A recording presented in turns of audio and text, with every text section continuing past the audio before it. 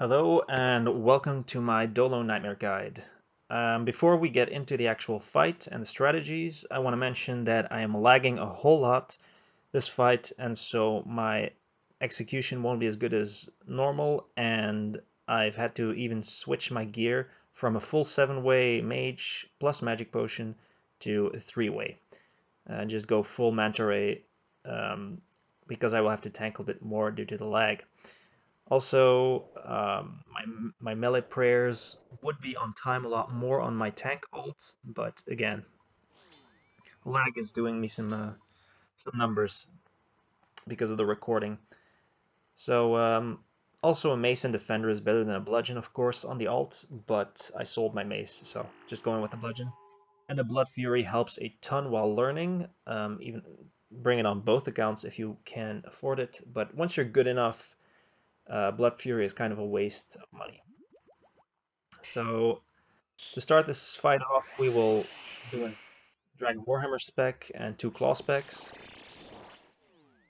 And we make sure we switch prayers on the main, but if he were to do range attacks, it's better to just tank a couple hits on the alt and get your specs off, your weapon spec in order.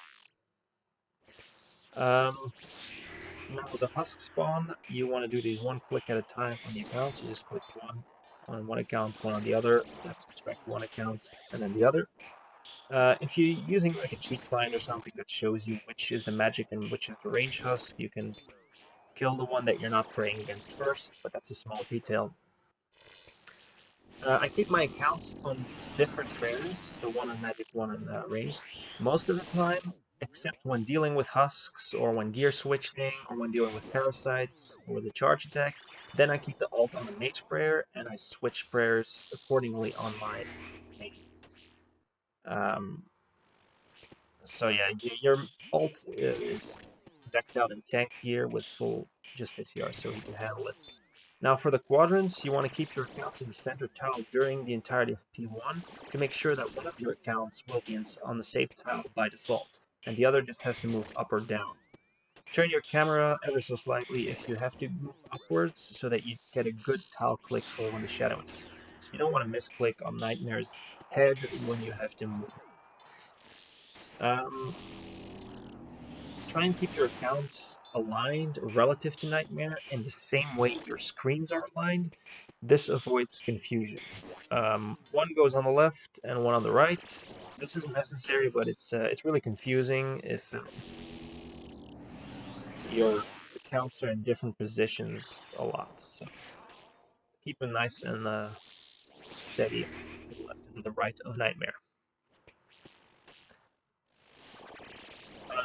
A little bit extra advice I can give is to avoid shadows. Your clicks can be improved by looking at your alt or looking at your other account, whichever you move first, while you're doing while you're positioning the first account in a safe tile.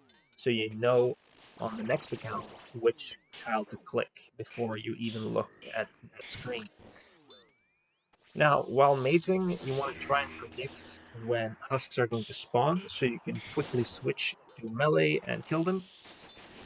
And when quadrants happen while maging, the safe quadrant is in a bad spot for your main, for your non-tank. That is, it's important to use the center tile on on that account, while the tank then runs all the way off to the side. The reason for that is if your second account doesn't run to the side, Nightmare will walk or stand over or walk towards your tank and cover the entirety of the center. And given that your main will be in the center, it's very hard to avoid a shadow attack. In this case, the quadrants happen on an easy alignment, and I can just align myself simply the way you can see, but sometimes I'll have to stand in the middle. So you can see right now as the shadows happen, standing in the middle would be a very dangerous thing because my alt has not lured Nightmare all the way to the side. It's a small detail, but it can save you getting hit from shadow attack. You should have enough food to tank a couple, but that little advice will help you out. Then for sleepwalkers, um, they always spawn diagonal, so up right and down left, or down right and up left. Those are the only two options. You can drink your divine between phases, eat food between phases.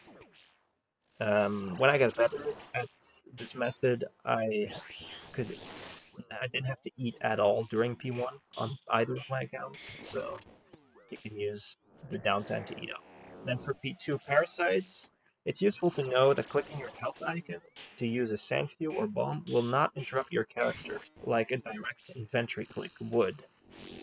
Uh, it's nice to not have to do an extra click there.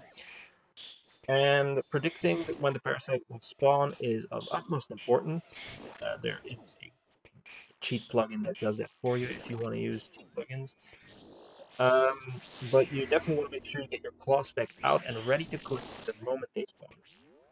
You can attack the other parasite on your ult and join in with your main after the claw spec.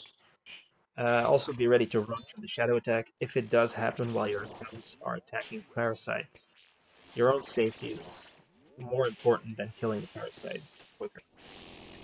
If your gear is a bit lacking, you will have to deal with an extra one, so might have to deal with a third parasite while still meleeing. For the prayer swap special, the most important thing, again, if you're not using cheat plugins, because those just tell you what to pray, is to pay attention to the sound and put your alt on melee pray and your main on mage pray the moment you hear it. Same thing goes for putting them back to the normal state. The sound will tip you off. Making mistakes or not realizing that the prayer swap has activated can snowball you into a lot of damage taken while you're panic healing, and it's hard to get back on track. So don't let this happen. And for P2, I would highly suggest not doing what I do during P1, and that is not eating and just waiting until the sleepwalkers to eat, to heal back up, and to use prayer and whatnot. And during P2, I suggest keeping your HP as high as you can. Um, Also, a little tip is to drink your divine potion in between phases, because you will always have to use 3 anyway. So you might drink one at the start, one between P1 and P2, and one between P2 and P3. So while maging, I normally bring a 7-way plus a magic pot for my IRONMEN, or at least I used to before they nerfed this method.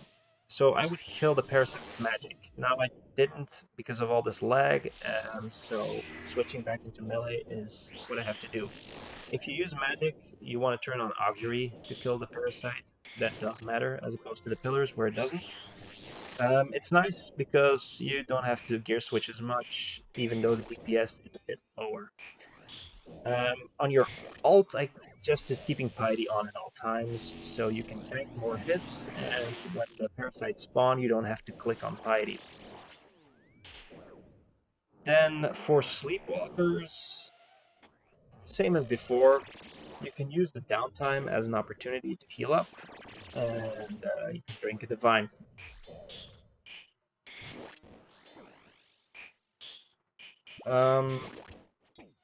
When it comes to Sandfew and prayer, if you have a main, you can just only bring Sandfews, but if you're pretty decent at the method, you can get away with either one Sandfew and one balm, or two Sandfews or two balms if you want to save some money, and the rest regular prayer pots.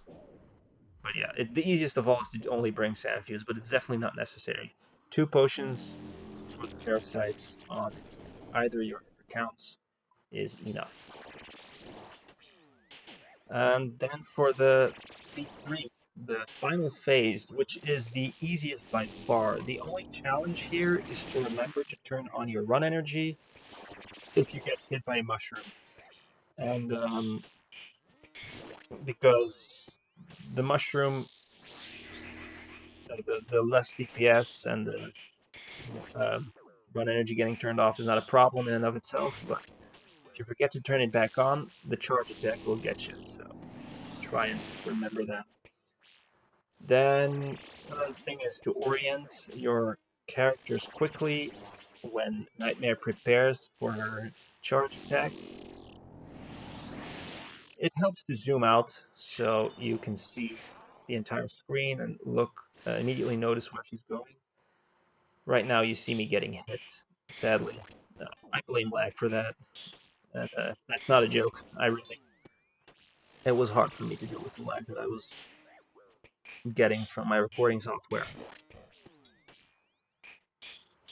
Um, and same thing as with the previous phases, cheap plugins help with this. They show stuff like the mushrooms. They show the outline of the charge attack before it even happens, so you can just avoid that. But if you're not using it, you do want to pay some attention. There's nothing special to be added for the amazing phase. It's the easiest part of the entire fight because the charge attack will be easier to deal with since your accounts will be in different places. So it would be very rare that they both have to move. And you're also not getting dragged by the melee when she does the charge attack, your melee drags you into her, but when you're maging a pillar, it doesn't. So maging is pretty easy. And then the last thing to mention, perhaps, would be the kills per hour and money per hour. I don't know how much GP per hour this would make, because IRONMEN, by the way, so I don't really care about that. But I was doing 4 to 5 kills per hour with this, and that was including tallying out, so I got 60% of the damage on my IRONMEN. Since they nerfed that method, you now have to stay. So I'm thinking you can get under 10-minute kills once you get good at this, and if you have good gear as well. And you add to that the 2 minutes of downtime for having to run to this place. It is much better than using a supply alt. So this is arguably among the best money makers in the game right now, and not many people are doing it. Only IRONMEN have been doing this. So I would suggest mates to get in on the fun because this is a lot better than regular solos. It's definitely better than 5-mans, and it is actually a lot more fun than it's a more interesting challenge than regular solos. So if it looks difficult to you, or if it looks hectic or uninviting, once you have done about 5 or 6 kills of this and get used to the method, you will quickly find out that this is a lot more interesting and fun to do than the regular solo nightmare. And of course, it's a ton faster. So thanks for watching, and I hope you give this method a try.